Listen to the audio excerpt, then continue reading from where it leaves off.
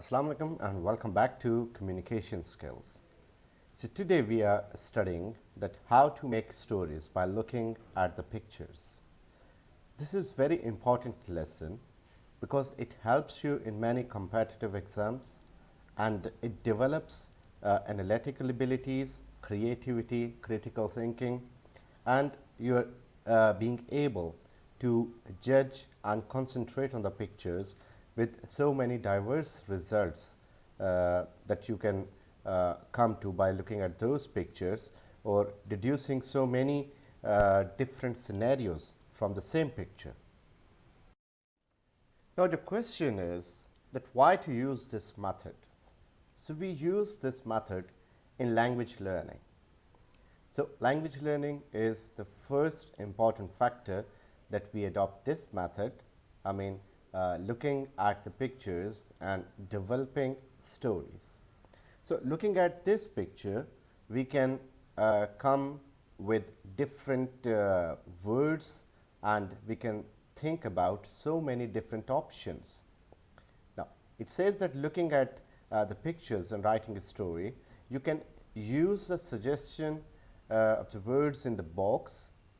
Do not forget to give your story a title. So in this way, we are using our language abilities. We are learning a language. For example, if you don't know what is the name of this pot in which there is fish, so you can get to know about it. You can search for it. And if you come to know that this particular object is called aquarium, so that is an addition into your language storage in your mind. Then if you want to think about the plural of fish, then you may come to know that the plural of fish is fish itself if it is uncountable. So if it is countable, then we may call it fishes. So there are so many options that you can learn looking at pictures merely. For example, the words given here are consider, fish tank, which is also called aquarium, thoughtful, carry, weekend, sad, river, lonely, swim, cheerful. You can come up with so many other options. Now, if the options are given to you, you can construct your own picture and your own story using these words. For example, it was a weekend and I was feeling bored. I thought that I should do something better. I came to my living room where I came across this fish tank. And I was thoughtful of the liberty of the fish. So I came up with idea. I carried the fish tank and took it to the river nearby because I was thinking that the fish may be feeling lonely. And I threw the fish into the river and the fish started swimming in the open water and it was happy and that made me cheerful. So you came up with a different story. You can also go towards different other results of the same story. For example, there was a naughty boy who was having nothing to do on the weekend. He saw the fish tank and he made a mischief. He went out with the fish and threw it in the pond. So this is slightly negative ending or the negative character of the boy. So this is how we learn different words, how we think about different words by looking at the same story. Now, looking at the picture also develops creative thinking. You can be creative, you can come up with certain different results of the same picture, you can come up with different expressions, you can construct better story beginnings and better story ending, you can even think about a better climax. Now, for any story, we should begin with something very interesting that should captivate the reader, that should captivate the listener.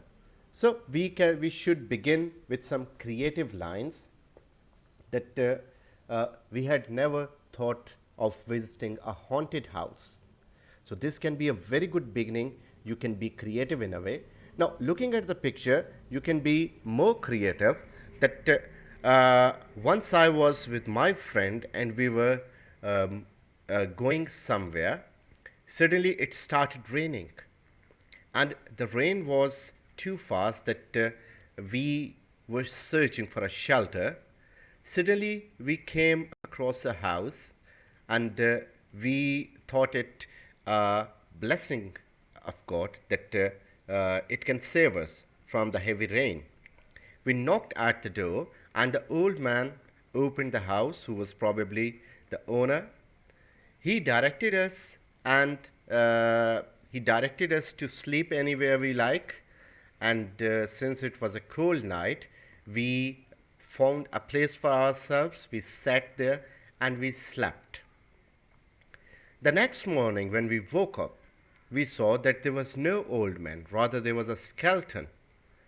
And it was probably a skeleton of a person who died ages and ages ago. It made us frightened that who was the old man who was sitting in the same sofa.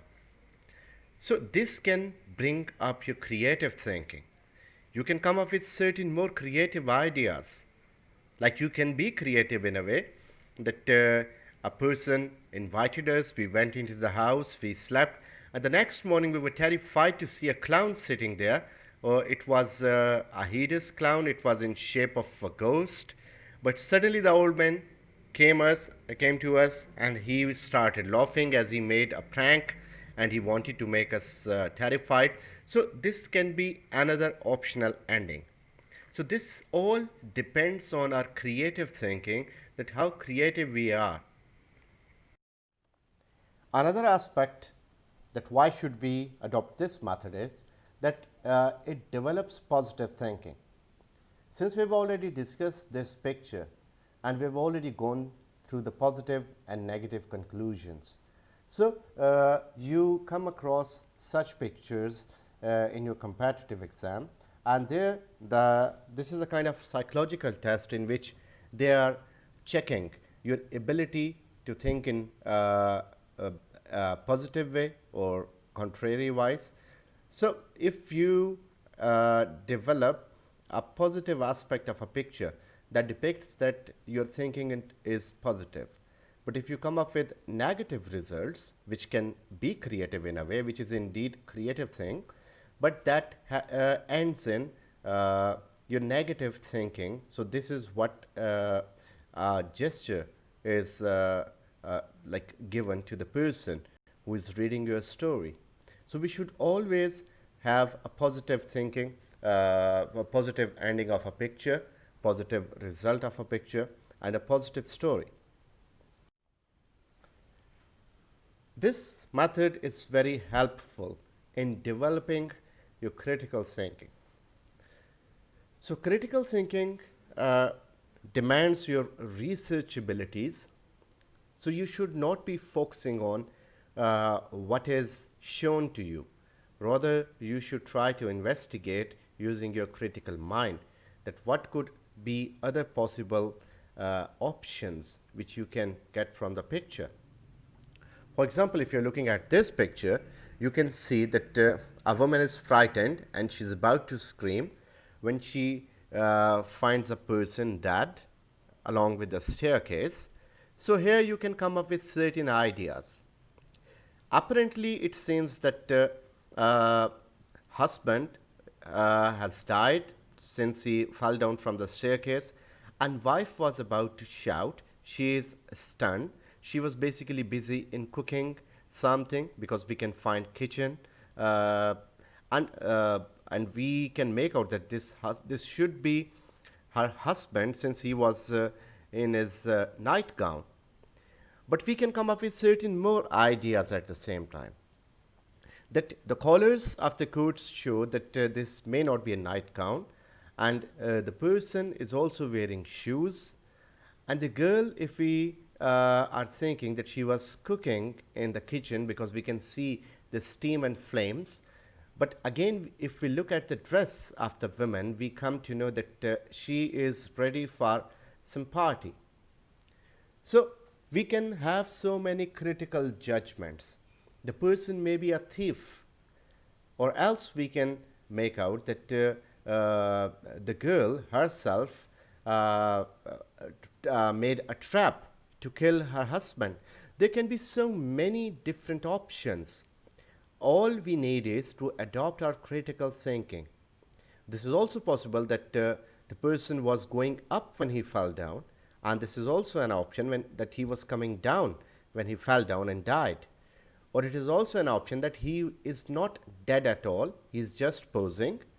Or it is also acceptable that he is not dead, he is only unconscious. So we can get so many views by looking at the same picture. That is why it is said that we should always look at the other side of the picture. So this is not only about some picture, this is also about living a life. That while living a life, we should look at the both sides of the picture. Like, let me tell you a story here, that once in a train, there were certain children, they were making noise, and the father, he was reading something and he seemed sad. His kids were creating a lot of noise and they were disturbing the whole train.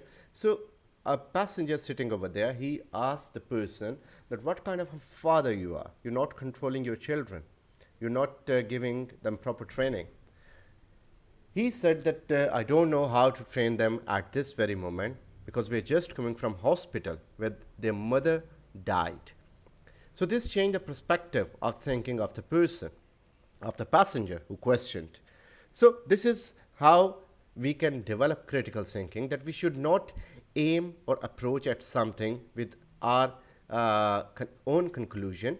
We should try to think and look at the different sides of the same picture. Now this thing also invites our concentration level. We look at so many things, but we never concentrate. Sometimes when you are going to your university, suddenly you look at a building which is newly constructed and you start thinking that we didn't even pay attention to it, that this was being constructed. So this is what our concentration is, that we are not looking at the things. Now if you look at the picture, this may be a train compartment, this may be an aisle of an aeroplane where air hostess or the train hostess or the road hostess, she is presenting some edibles to the passengers. Now one passenger, he is sitting very relaxed, and one passenger is about to receive his goods to eat. In the next passenger, we find that the passenger sitting ahead, he is yawning and he wants to sleep. And in the third picture, we see that he is finding the handles to stretch the chair and to lie there. And in fourth picture, we see that while stretching, he comes back and his chair breaks and disrupts everything of the passenger sitting at his back. It also breaks the bottle, glasses, it smashes the food, and everything is in disorder. So this is the concentration. You can come up with certain more points by looking at the same picture. You can be positive, you can be negative. We can have any conclusion we want using our positive and negative thinking, using our concentration ability, using our creative ideas. Now, this is how we make a story, or how we start making a story. So what is necessary to make a story by looking at the picture is look at all the pictures and describe them exactly. So when such question comes to your examination, so what you need to do is you need to be looking at the pictures individually, one by one, and you should be able to state what is happening in that. So let's try this on this picture. We'll try to elaborate all these 10 pictures here. So in the first picture, what do you see? We see a woman who is intending to go somewhere, but before that she is looking at the weather. Since it is necessary for her to go, she is thinking and planning that how should I step outside the house in such a terrible weather. So in picture 2 we see that she is preparing herself, she is wearing her overcoat since it seems cold outside. The picture 3 states that it might also be snowy because she is wearing her long shoes. Picture 4 states that she is not expecting the rain to stop, so she is having her umbrella. And in picture 5, we find her going outside her house. She is locking the door. And when she comes out in picture 6, she is having a terrible storm there. She is facing the stormy winds. And in picture 7, she is trying to adjust her umbrella because that is the only way to protect herself from the rain. Picture 8 states that she is barely able to save herself from the rain because it is all over. And picture 9 states that since it was terrible weather outside, so she could not get hold on her umbrella. And picture 10 finally states that her umbrella was twisted on the other side and she is now getting wet with the rain and she is unable to control her umbrella. Now all her plans are devastated and she is all drenched in the water. So this is what we get by looking at all the pictures. So now when we are done with looking at the pictures, we can give any twist to the story. That can be anything, like a woman wanted to go out, she did not have her umbrella, she stole the umbrella of her roommate, and since she stole it, the result was this, that God punished him and the umbrella was twisted and she was wet.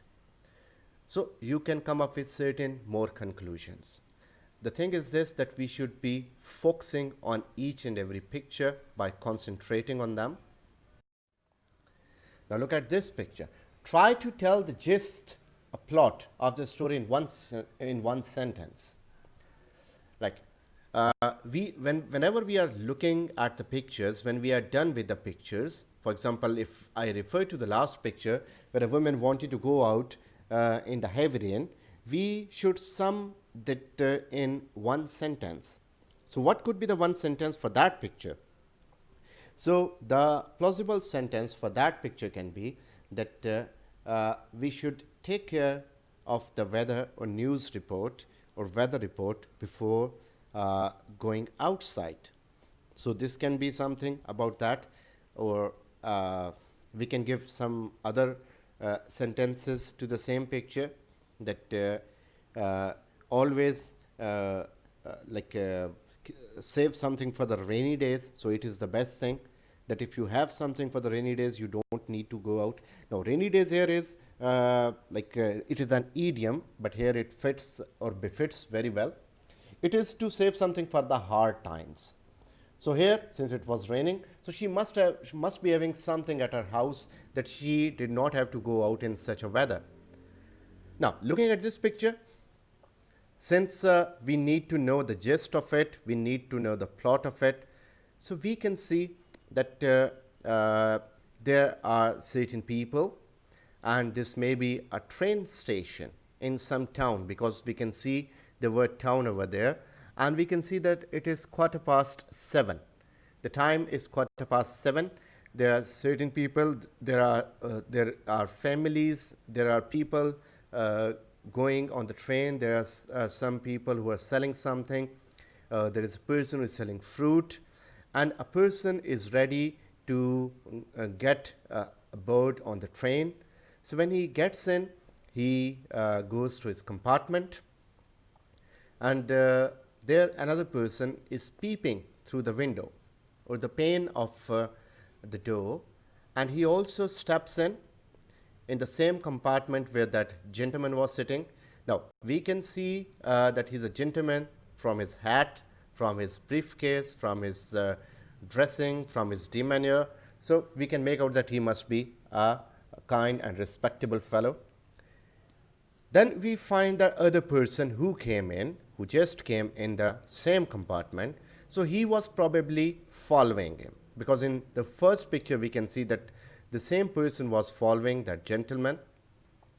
So when he came and sat in the same compartment, we see that the person, he sat in front of him and he started smoking. So smoking inside the train, that is also not a very good idea. So this makes us believe that the person should not be having very good company. So man is known by the company he keeps. In the third picture, we see that he goes out and he takes the overcoat of the gentleman. So this is surprising, and here we come to know that the person came to get the overcoat. He was not a passenger, he was just a thief who came to steal the overcoat of the gentleman. So this is how we can reach certain conclusions by looking at the picture. You can come up with certain more ideas. There could be so many other possibilities. If we are not having this title with us, remember, if the title is something else, then we can come up with certain more things. So since we know that we have to give the gist of the same story in one sentence, so this is, we should be careful of about our belongings when we are traveling. In other way, we can also suggest that the person may not be a thief if the title is not the same. He may be another very respectable person who is traveling in the train, and he by mistake took the overcoat of the gentleman. So this is a plausible reasoning. So we should come up with certain different ideas by looking at the same picture. Now this is really very funny pic, and I hope you will be learning it and enjoying it. So it says that we should take notes on each picture. Observe most of the individuals, characters of the situation.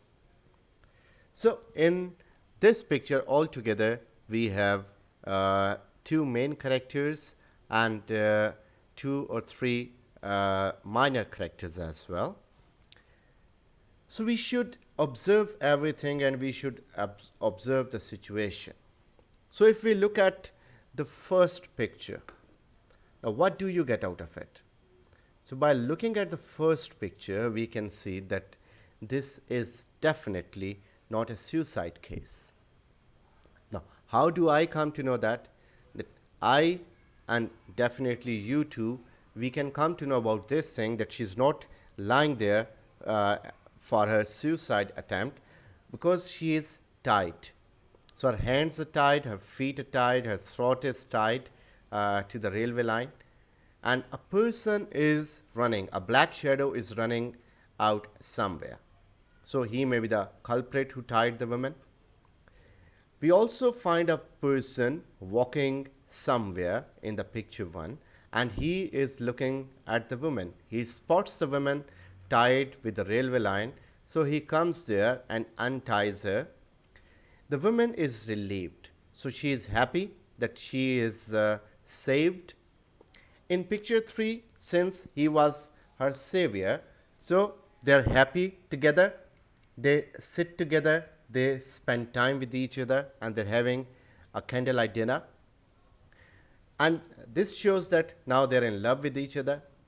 Picture 4 states that now they are before the priest and they are getting married to each other. And this is the result of the person saving the girl. And in picture 5, we see that the same thing is happening, which happens after the married life, that they ended up in bow. The woman is trying to dominate. She is trying to be she's trying to pose her rules. The husband is he's smoking and he was doing something in his life, but he's not accepting the attitude of his wife, which is quite dominating and domineering. So we can see at the expression of the person that he is getting, or he's getting fed up of all this situation. So what does he do is that he carries the woman and he goes to the same railway track, and he ties the woman at the same position. Now, this is not about being feminist or anti-feminist. This is only a picture. We can give it certain more conclusions or certain more endings. Now, the point is that we should observe most of the individuals, that what they're doing, how they're doing, what is their role, and what is happening in response to what they do. So we see that the woman is tied, and maybe it was not the criminal who tied her, it may be her former husband who was sick of her and he tied her, and the same thing happened to her again when her second husband. So it can be anything. We can come up with feminist view that some male chauvinistic person tied the woman somewhere, a person saved her, but again he was feeling suffering from his male chauvinism, and he showing his cruel aspect of his nature, he tied the poor woman again on the railway track. So there is nothing about being feminist or anti-feminist. This was a humorous picture, by the way. So we should look at the picture, we should observe the picture and the individuals, the characters, that what they're doing in each situation. Now, start telling the story, picture by picture. Now, when you are done with everything, when you know that you have seen everything, you have understood everything, and you can get to know all the positive and negative endings. So this is the time when you should start writing the picture, the story, picture by picture. So looking at this picture, we can see that an old woman, she was knitting some stockings by sitting out in the garden, when a cat came, who may be her pet cat or who may be a stray cat. She started playing with the wool or with the thread that the woman brought with her for knitting, and since it was slope, so the thread ball that started moving, and the cat and eventually it ended, and the cat was surprised at where the ball is gone, but it is just untied, it is almost open, so there's no more ball there. So we can start making a story picture by picture by looking at all the things, by being creative, by being critical, by observing each and every object, each and every character, each and every situation.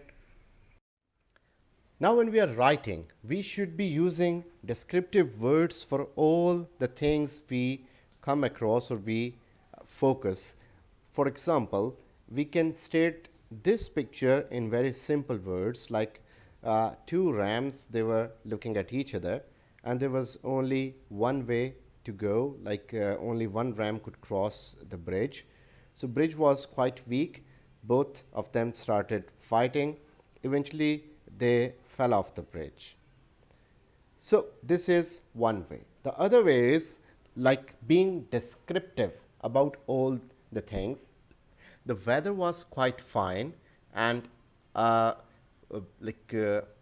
cool breeze was blowing when two fierce looking rams with pointed horns on their head, they met each other on a bridge where only one of them could cross the bridge at one time.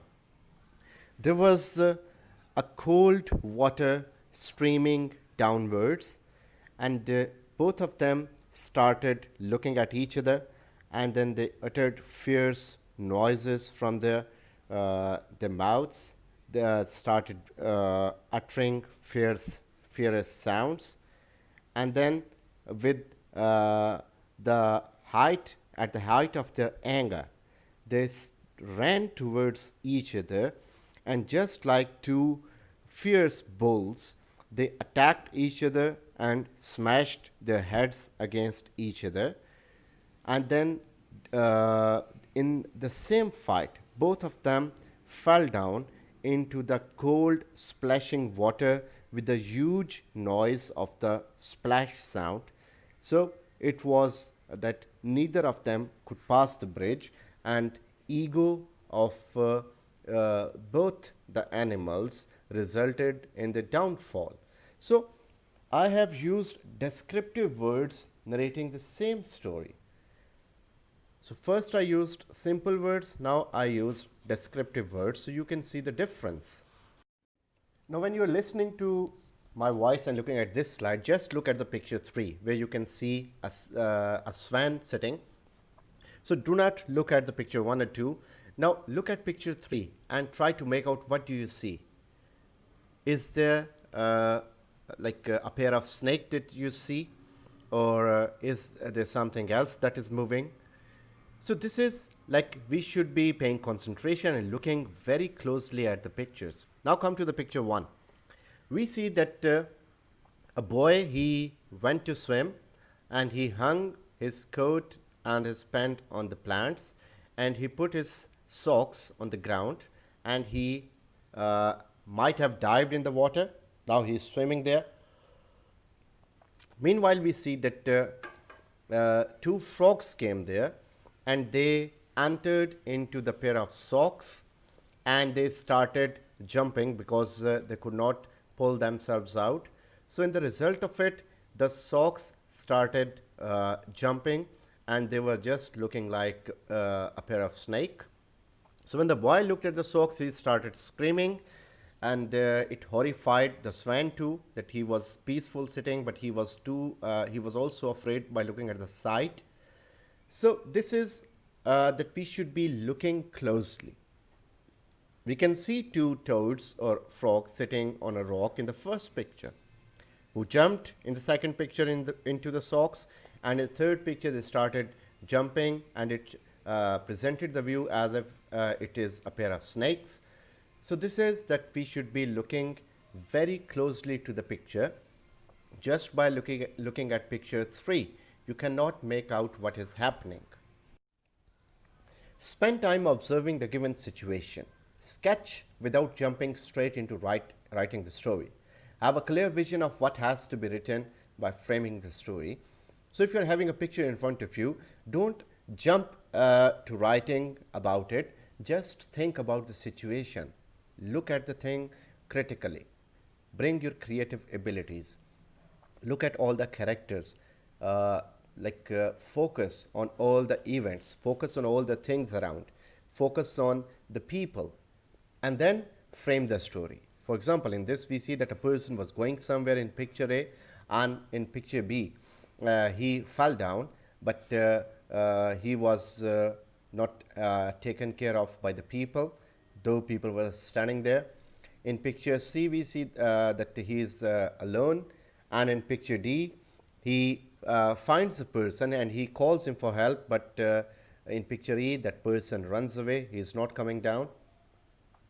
And in picture F we see that he calls for a person, and in G we see that even that person goes away. But in picture H we see that a good hearted person comes. He calls someone to the ambulance probably, and he's carried by the ambulance team, and he's taken to the hospital. This is that we are observing the picture and we can make out. We can give some other turn, which is the real intention of the person who sketched the picture, that in picture B, they were not the people who were not taking care of him, they were rather criminals who took all the money from the person, even his jacket, and threw him out in a wounded condition. So no one was coming to him since it was a police case. So this is that we can give certain better opinion about the same picture.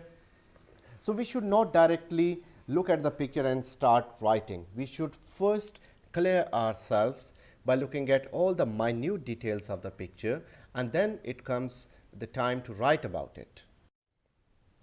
Now take time. Just take time and think about all the things that are happening in the picture. We find 3 people. We find one thinking, one looking at beehive, and one looking at the footprints of some animal, and that may be a terrifying animal, most probably a bear. So we can construct our story about it, that how to think about it, how to write a story about it. Maybe the bear came back and the person, he hit a stone on the beehive fell on the bees started biting the bear ran away, and these people saved themselves. You can come up with certain more ideas by looking at the pictures. You should then observe the activities, what they're doing. Look at the picture minutely and try to see what is the activity that is performed by the character or the characters. The most important thing is to notice the mood of the character. It is very important thing in framing the story. We can see very loving mood of the couple in the beginning, and we can see very angry mood of the same couple in picture 5 and 6. So this also tells us that it was not some happy moment in which the person went to the railway track and tied his woman again. Now, mind the age and gender of the characters. Whenever you're reading a story or writing a story or looking at the pictures, we should be careful about the genders, so we can make out that there are two females and one male in the picture. The male is a young boy, and there is one woman, adult woman, and one young girl. So they are playing with each other and they are disturbing the colors, they are smashing water on each other. So they are like being mischievous. So we should be careful about their age and the characteristics that they have according to their age. We should also look at the surroundings. For example, if we find some TV, some books there, like we can find so many items in this picture that can help us. There is a flower pot, there is a mirror, there is a candle stand. There are two candle stands basically, and there is a chandelier. There are three pots over there. Something is being cooked, and there is an electric oven or steam oven maybe. There's a carpet. So we can take help of these things in constructing the story. Most children have a natural and creative streak, but anyone who has tried it knows getting an idea out of your head and onto a piece of paper can be very challenging.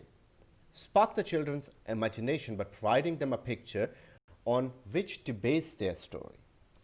So this is a very good activity if you perform it with your kids or with the kids at home, that you should give them a picture and try to sense their creative thinking, that what do they make out of the story, how do they become creative in writing a story. They have some natural streak in them. You just need to polish their skills and they will be able to present some creative and very good ideas of the same story that even you may not have thought about. Once you have gone through all the minute details about the characters, their expressions, and their number, their gender, and all the things that are noticeable, then it comes the time to write it. Write a rough draft. Use lined paper to print a rough draft of your story, or write manually with your own hands a rough draft of your story, that what do you get of the picture. Then edit it yourself. Set your rough draft aside for at least a day. Then read through your story for the plot development, the beginning of it, the middle of it, the end, character development, setting, juicy words like descriptive words that I used, grammar, spelling, punctuation. During self-edit, it is best to read your story through editing for a different component each time. In other words, do not try to fix your plot development and your spelling at the same time. Focus on each aspect at one time and then come to the next aspect. Then pair edit is the second thing. Have one of your classmates read through your story, providing comments and corrections. Or someone of your age, your brother, your sister, show them the story and get their comments about them. And then come to the expert edit. Show it to your teacher or your parent, and then get their comments and corrections, and then your story will be in good format and in good form and in proper sequence. When you're done with all these things, this is time for you to print it, or this is time for you to rewrite it with a nice handwriting. Last three steps can be ignored if you're writing the story in some examination. Like for example, if you are appearing in ISSB or in FPSC or PPSC examinations, so there you cannot get the peer help or the expert help. There you need to do all those things on your own. You need to focus on it, you need to revise it, you need to review it, and you need to look at the spellings in one study, in one reading, and then in the other reading you need to look at the plot development, the character development. So you have to do all these things on your own when you're sitting in examination. So these are the references that I've used in making of this lecture. You can find plenty of more material online and in the books too, but this material that I selected, inshallah, that will suffice. Thank you very much for your considerable time. Stay tuned. Allah Hafiz.